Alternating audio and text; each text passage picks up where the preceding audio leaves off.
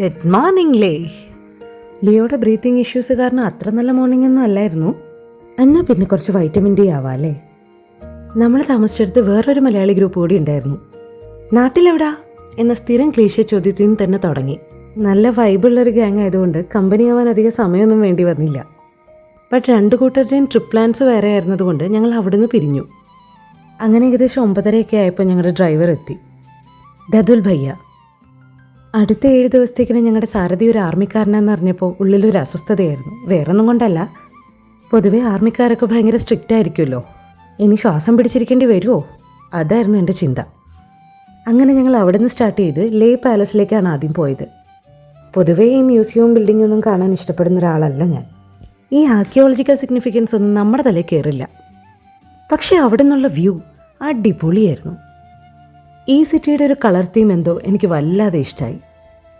ഇനി ഒരു അടി നടക്കാൻ പറ്റില്ല എന്ന് പറഞ്ഞ് അന്നക്കുട്ടിയെ മോട്ടിവേറ്റ് ചെയ്യുന്ന രംഗമാണ് ഈ കാണുന്നത്. ഫസ്റ്റ് ഡേ അല്ലേ, ചെറിയൊരു കയറ്റം കയറുമ്പോൾ തന്നെ നമുക്ക് വല്ലാത്ത കിതപ്പ് അനുഭവപ്പെടും. അവിടുത്തെ ഓക്സിജന്റെ കുറവ് കൊണ്ടാണത്. സ്ട്രോബെറി പോലൊരു ബേബി സഞ്ജൻ. ഞങ്ങൾ വേഗം കൂട്ടായി.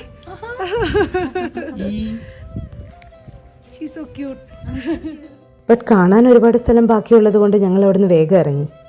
ആളുകളോ ബഹളങ്ങളോ ഇല്ലാത്ത മരുഭൂമി പോലത്തെ കുറേ സ്ഥലങ്ങൾ. അവിടുന്ന് നേരെ പോയത് ശാന്തി സ്തൂപയിലേക്കാണ്. ഹിൽ ടോപ്പിലുള്ള ഒരു ബുദ്ധിസ്റ്റ് സ്തൂപയാണിത്. എൻ്റെ കൂടെ ഉണ്ടായിരുന്ന 3 പേർക്കും ഇതിൻ്റെ മേലേക്ക് കയറാനുള്ള ആരോഗ്യമില്ലായിരുന്നതുകൊണ്ട് ഇവിടേക്ക് ഞാൻ ഒറ്റയ്ക്കാണ് പോയത്.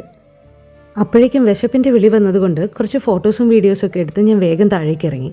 റെസ്റ്റ് എടുക്കാൻ കൊടുത്ത ടൈമിൽ മേക്കപ്പ് അഡ്ജസ്റ്റ് ചെയ്യുന്ന അന്നക്കുട്ടിയാണ് ഈ കാണുന്നത്. ലഡാക്കിൽ ഏറ്റവും ഫേമസ് ആപ്രിക്കോട്ട് മരങ്ങളാണ്. ആപ്രിക്കോട്ട് ബ്ലോസം ഒക്കെ കണ്ട് നേരെ ലേ മാർക്കറ്റിലേക്ക്. ഫസ്റ്റ് ഡേ ആയിരുന്നത് കൊണ്ട് തന്നെ ലേ സിറ്റി ചുറ്റിപ്പറ്റിയുള്ള സ്ഥലങ്ങൾ മാത്രമായിരുന്നു ഞങ്ങളുടെ പ്ലാനിൽ ഉണ്ടായിരുന്നത്. ലേയിലെ മാർക്കറ്റ് വളരെ ഫേമസ് ആണ്, ബട്ട് ബിറ്റ് കോസ്റ്റ്ലി.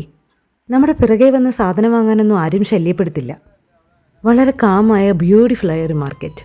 അവിടുന്ന് ഞങ്ങൾ നേരെ പോയത് ഒരു ടിബറ്റൻ റെസ്റ്റോറൻറ്റിലേക്കാണ്. പൊറോട്ടയുടെ വകയിലൊരനിയനായ തീമോ മുതൽ മട്ടൻ ഷപ്ത, തുക്പ, അങ്ങനെ കേട്ടുകേൾവിയില്ലാത്ത കുറേ സാധനങ്ങൾ മോമോസിന് പുറമെ ഞങ്ങൾ അവിടുന്ന് ട്രൈ ചെയ്തു. ആപ്പിൾ ബിയർ ആണ് കേട്ടോ ആശാത്തിരുന്ന് കുടിക്കുന്നത്.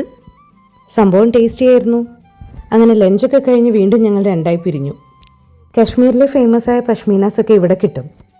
കുറച്ച് ബാർഗൈനിങ് ഒക്കെ നടത്തി അല്ലറ ചില്ലറ സാധനമൊക്കെ വാങ്ങി ഞങ്ങൾ വേഗം അവിടെ നിന്നും ഇറങ്ങി. പിന്നെ പോയത് ലേ കാർഗിൽ റോഡിൽ ലൊക്കേറ്റ് ചെയ്തിരിക്കുന്ന ഹാൾ ഓഫ് ഫെയിമിലേക്കാണ്. ഇൻഡോ പാക് യുദ്ധത്തിൽ ജീവൻ നഷ്ടപ്പെട്ട സോൾജിയേഴ്സിൻ്റെ ഓർമ്മയ്ക്കായി ഇന്ത്യൻ ആർമി കെട്ടിപ്പടുത്തൊരു മ്യൂസിയമാണിത്. അവിടെ നമ്മളോട് ഇൻട്രാക്ട് ചെയ്യുന്നതൊക്കെ ആർമിയിലെ ആൾക്കാരാണ്. ഇന്ത്യൻ ആർമിയുടെ ഒരു ഡൈഹാർഡ് ഫാനായ ഞങ്ങളുടെ മോന് ഇതിപ്പരെ ഒരു സന്തോഷമില്ലായിരുന്നു. ലഡാക്കിൽ എവിടെ തിരിഞ്ഞാലും മിലിറ്ററിക്കാരെയും മിലിറ്ററി വണ്ടികളും കാണാം.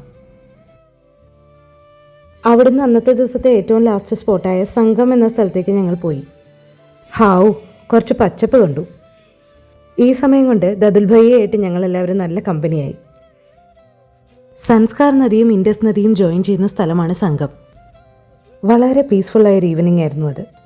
നാളെ മുതൽ നമ്മുടെ ട്രിപ്പ് പ്ലാനിൽ ഇന്ന് കണ്ട പോലുള്ള ബിൽഡിങ്സും മോണുമെൻറ്റ്സ് ഒന്നും ഇല്ലെന്ന് ദതുൽ ഭയ്യ ഞങ്ങളോട് പറഞ്ഞു. ഇനി പോകുന്ന സ്ഥലങ്ങൾ കുറച്ച് അഡ്വഞ്ചറസ് ആയിരിക്കുമെന്നും പലയിടത്തും നെറ്റ്വർക്കും കറണ്ടും ഉണ്ടാവില്ലെന്നും അദ്ദേഹം ഞങ്ങളെ ഓർമ്മിപ്പിച്ചു. അങ്ങനെ കുറച്ച് ഭംഗിയുള്ള കല്ലുകളൊക്കെ വാരിക്കൂട്ടി ഞങ്ങൾ തിരിച്ച് ലേയിലേക്ക്.